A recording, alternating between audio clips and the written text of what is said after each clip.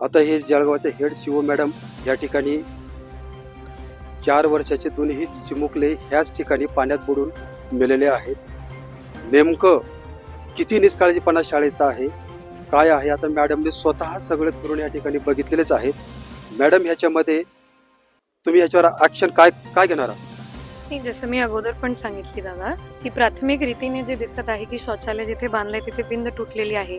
शौचालयाला जाताना मुलं जर बुडले तर ते सीसीटीव्ही फुटेजही पाहणार आहोत आणि प्राथमिक रीतीने जे दिसत आहे तेच जर निष्काळजीपणे झालेला सिद्ध झाला तर आपण स्ट्रिक्टेस्ट ऍक्शन शाळेच्या विरोधात घेऊ. त्याच्यात काय दोन मत नाही, दोन अर्थ.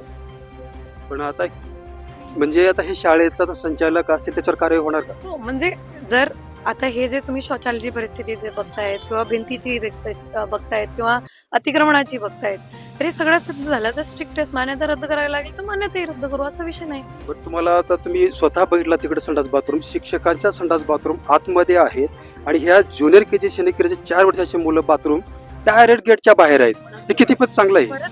परत तेच सांगते की हे जे दिसत आहे मला प्राथमिक दृष्टीने स्थिती की भिंत सुद्धा तुटलेली आहे आणि मागे नाले जवळ केलेले आहे, हे आपण एकदा सगळी चौकशी म्हणणे सगळे घेऊन सगळ्यांचे पेपरवर कागदावर स्ट्रिक्टेस्ट ऍक्शन शाळेच्या विरोधात घेऊ.